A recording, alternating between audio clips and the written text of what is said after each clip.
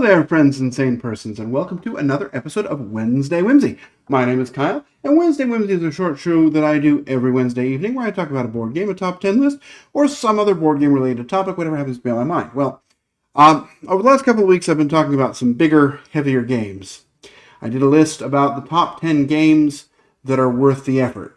And it kind of begs the question, what about games that aren't worth the effort? Last week we talked about Cloudspire, which for me is definitely worth the effort.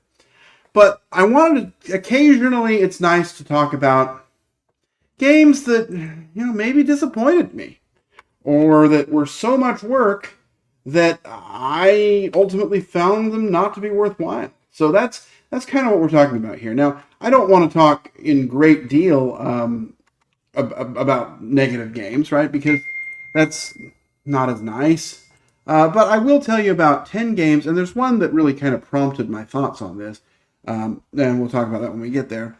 But we're just going to talk real quickly about 10 games that aren't worth the effort. And this is going to be games that I don't talk about very often because they're not ones that I either like or want to play, depending on the case. So here we go. Let's start with our number 10.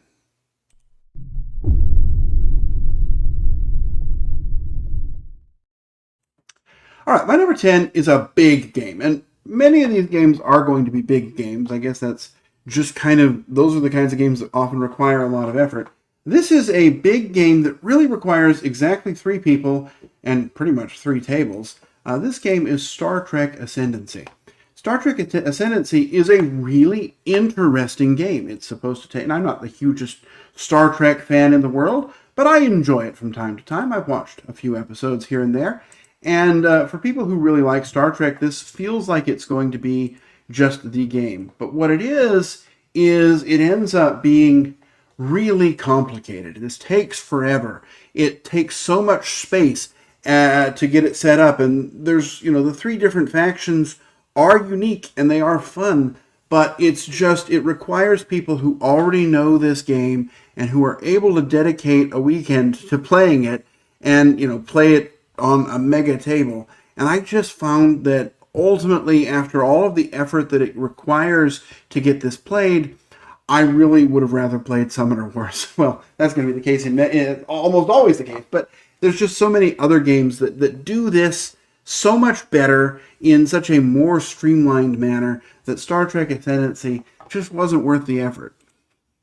Let's look at my number 9.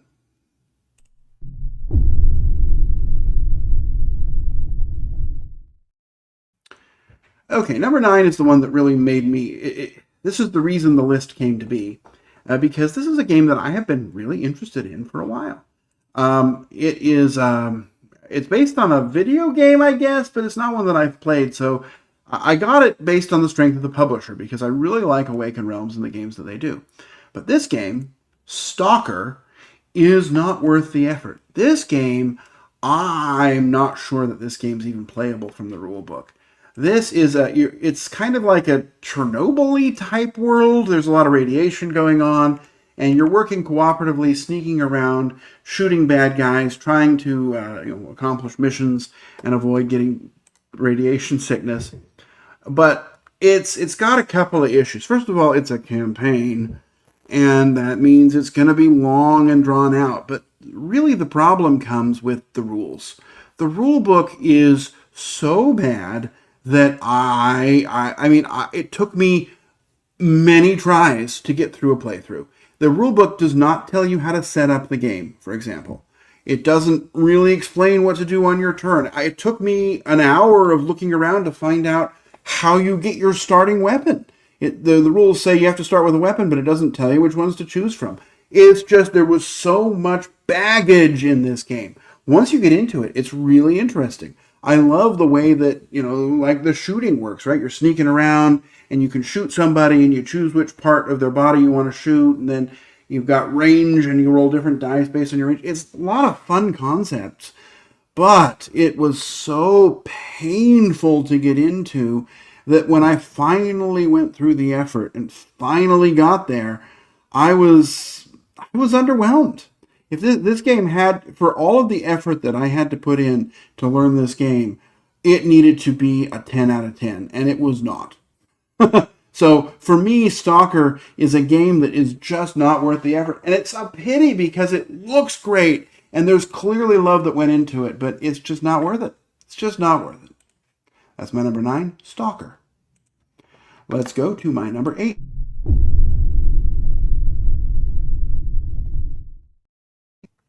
My number 8 is actually the second one I thought of after I thought of Stalker, because this game, I actually have it right here next to the table. It is in an enormous box, and I was really excited about it. Not because I know it's also based on a video game IP, but not one that I've played or that I know. But this game is a fascinatingly interesting system that's just unplayable. This game is called Apex Legends. Apex Legends, first of all, it comes in a box the size of a sarcophagus. It's a ridiculous box, and not only that, it comes with all these minis, and these minis are in these little stupid dioramas that take up this much space, and that's great. But the game has 3D terrain that are cardboard boxes that you have to assemble and disassemble to put back in the box. I mean, I was pretty much out there, although I didn't realize that until after I'd played the game. But the rules in this, it has a really interesting targeting mechanism, but it just was so difficult to learn. And once I got there, once I had set this thing up, this monstrosity, and learned all these rules and gone through it, I just didn't want to play it anymore. It is so much work for so unfortunately little payoff. So Apex Legends, unfortunately, is a pass for me, and it is not worth the effort. Let's go on to my number. What number are we on? 7.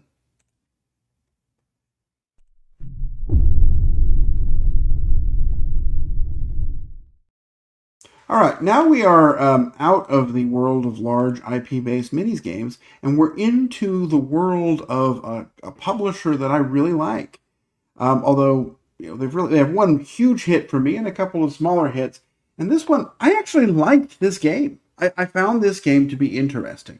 This is a game I like, but it's not worth the effort. This game is called Oath, and Oath, the way Oath works is it is all about playing this thing with the same people multiple times, because this is not a legacy game, but it kind of pretends to be one. It's a chronicle, and you are going through and things are going to be changing, and the different types of maps are going to be coming out, and different abilities and cards.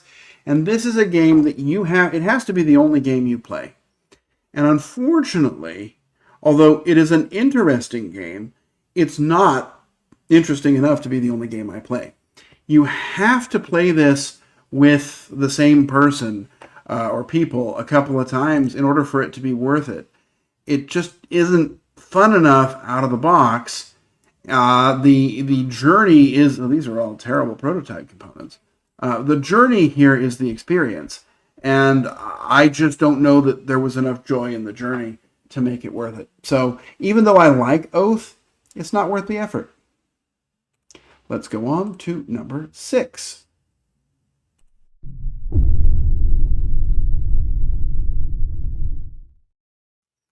All right, number 6 is a game that I feel kind of bad about, but when I thought about it, and the amount of time and money I've spent on this game makes me want to shudder. It's a horror game for that. This game is Zombicide. Now, I like Zombicide. I enjoy it. I find it to be an interesting premise. And there are so many different iterations of it, and one of the iterations I really like. I really like Marvel Zombies. But if we go back to the core Zombicide, there are so many issues here. There's super finicky rules. There's huge long setup. There's long playtime. And then there's weird rules on targeting. And then there's the worst rule of all, that you have to play with 6 characters. If you want to play this solo, you are running 6 characters. If you want to play it with 3, everyone's running 2. If you want to play with 2, everyone's running 3. 4, good luck. How are you going to divvy that up? It is just, there's so little thought given to making this game playable at any count other than 6 that it is shocking. And then with that, there's no way to store this. It comes with 1 million expansions. well, it came with, if you got it from Kickstarter. It was one of the games that really birthed Kickstarter and brought CMON into the spotlight. And I like the game premise, but it's so sloppily executed that it just isn't worth the effort, and it's not worth the money I've spent on it. I would be okay if I only played Marvel Zombies and if I had never stopped by at the others. Yet, this game is flypaper to me because even right now there's a Kickstarter or GameFound up for the pirate version, and I am embarrassed to admit that I have purchased it there or pre-ordered it there. So it is, I'm beside myself I'm confused about my feelings about this game apparently, but I don't think it is worth the time or the money to put into it, with the exception of Marvel Zombies. But even that, it is such a pain to set up, and there's no way to store it. It's in several boxes, and that's because I dumped the minis into one box. And sorting through those, like I need to find Ant-Man among a group of green plastic. It's awful. I'm disappointed with this game, and I'm disappointed with myself for liking it so much. That's my number 6 game that's not worth it, Zombicide. Now let's go on to my number 5.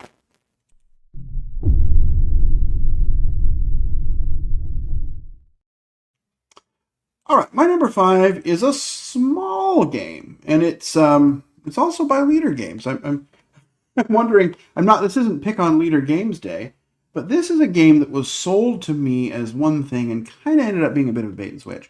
The game is called Molly House, and this is a game about, I guess I would call them drag queens in Victorian England, and they are trying to spread joy and have parties, yet stay hidden from the police.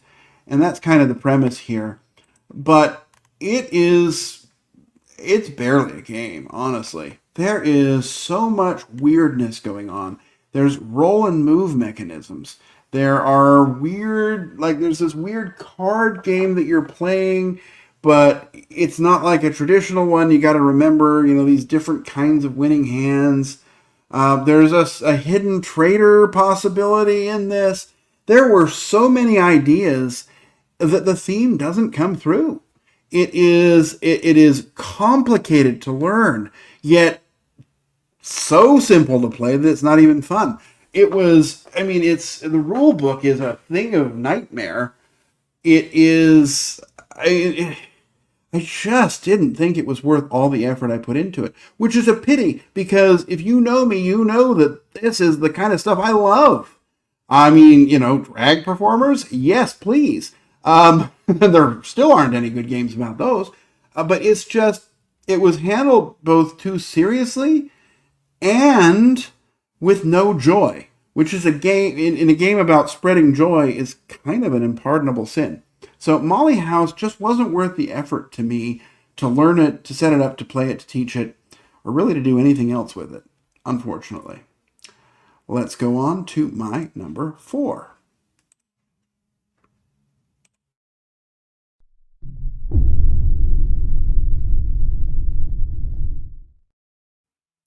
Okay, number 4 was an easy. It's almost a throwaway. This is a game that people either really love or hate, and I don't like it. This game is sort of the poster child for games that take too much space and take too long, and the game is Twilight Imperium. I don't care which edition. I've only played the 3rd edition, but it's the same as the 4th edition from what I understand. This game is such a letdown. Oh my goodness. It's supposed to be a big space epic. But there's these factions, but I don't know who they are. It takes up a lot of space. You're supposed to set it up together, which means that you can't pre-set it up for people, unless people don't care, and then, maybe you should be playing something else. The biggest issue in this game is that there is a filibuster rule. Right? There's this voting phase where people can, negotiate and bribe and promise and put things forward. And that just drags things down. And then the action selection system means that you're moving slowly across space. You have to telegraph your moves 5 turns ahead of time. It is just painful to play. And yet, it has complicated rules, and it's a large setup, and it's a large box to store, and it takes so much time. Oh my goodness, this is a game I'd be okay if I never played again. This was just not worth the effort for me. So, Twilight Imperium, not worth the effort. And that's any edition you want to play. Let's go on to number 4? Number 3.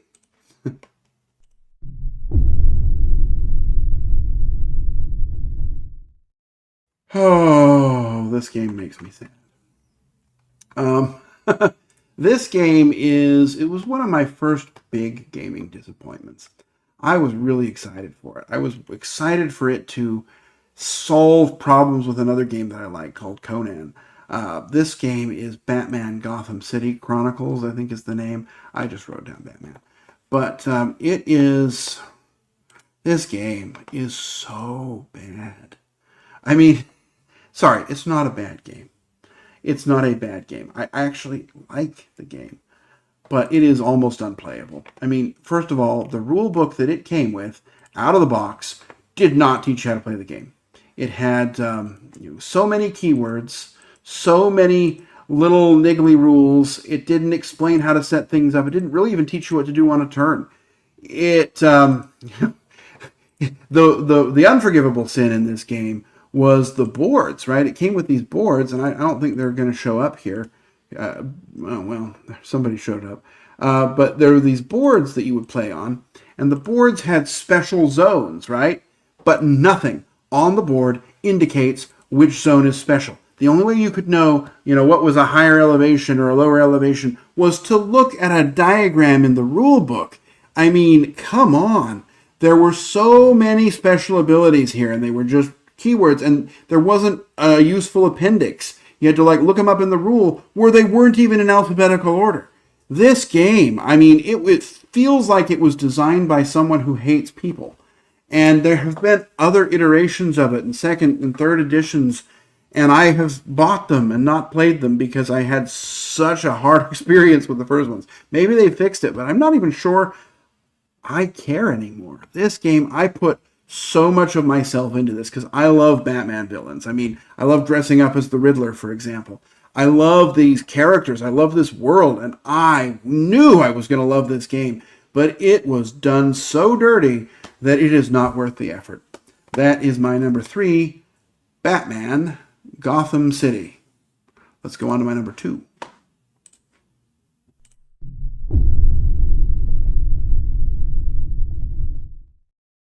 All right, this was going to be a nice bookend sort of palindrome with my worth the effort games, because my number 1 was, I believe, Twilight Struggle, and I was about to put this game at number 1, which would have been nice because this game is the sequel to Twilight Struggle, Imperial Struggle. But unfortunately, then I remembered something else that's even less worth the effort.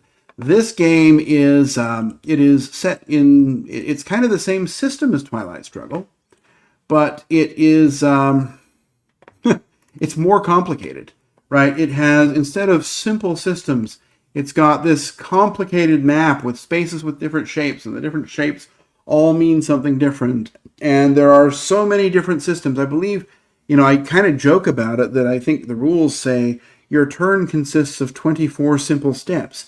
There is so many phases and so much going on. And it has a GMT rulebook, which if you ever tried to learn a game from GMT, you'll know what that means. It means it is written like a technical manual and not to teach you how to play the game. It is a rough experience. I remember I played it with my brother, who plays a lot of games and who's played Twilight Struggle, and I thought this will be great. Sat him down, played it with him, and after 2 rounds, I mean, he was just like, and I finally said, look, I just want to know, do you want to call it quits on this, right? I will let you out and not make fun of you. And here I am talking to everybody about it. But, I mean, he was clearly not having a good time with it because there was so much going on. And it wasn't things that added fun. This game is a perfect example of a game that took a nice system and added only complexity without adding fun. This game, I mean, it was nearly my number 1, except for, we're going to talk about my number 1 in a minute. But Imperial Struggle, not worth the effort. So what could my number one be? Well, let's see.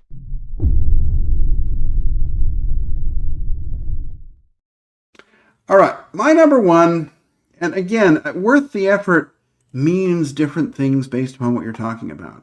For this game, I'm talking about the effort I put in to getting this game.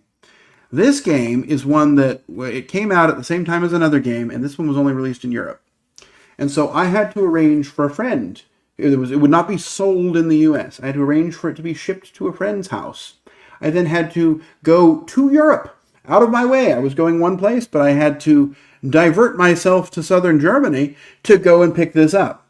And then there were lots of rules. And then there were, weirdness about the game. This game just sucks. And it was, I put in so much time, so much money, so much travel, so much, getting someone to do a favor for me. I burned so much capital on this game, and it was a huge disappointment. This game is Masters of the Universe Fields of Eternia. Again, not the effort to play the game, even though it does have a terrible rule book and isn't very much fun. So it probably would have been on the list anyway, but it might have been, down in the 7 or 8 spot.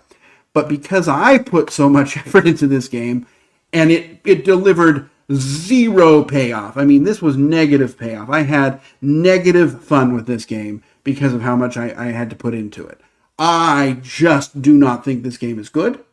It is not thematic. It takes the best IP that there is and does nothing with it. Just sort of slaps it on to some characters. It is slow and plodding. It takes up so much space. And I spent so much of my life trying to get this, and that is time I won't get back. Of course, it's always time you won't get back. No one gets time back. But it was such a letdown. This game was not worth the effort. Fields of Eternia. Now, again, and I say this every time, Clash for Eternia, the CMON version, is amazing. I mean, it's in my top 20 games, I think, of all time. I don't remember, but it probably is because I love it so much. That's a 10 out of 10. This one, 4, and that's a generous 4, and you can thank me for it. I do not like this, and I put so much in, it was not worth the effort. Anyway, that is my list. A little bit negative. Sorry about that. But hey, maybe you see some games that you don't want to try. Again, I didn't hate all of the games on this list. Number one, yes, but and a couple I don't like. But others are just not worth what they require of you to play them. I'd love to hear what your top 10 or top few not worth the effort games are. You can disagree with me, right? Everyone's opinions are going to be different on board games. It's a hobby. So, people are going to like things and dislike them. But that's all I've got for you this week. I'm going to be back again next week with another topic. I'm not sure what it is yet, but I'm going to wish you safe travels, courage when you need it, and I hope to see you back again soon on another episode of Wednesday Whimsy. Bye-bye.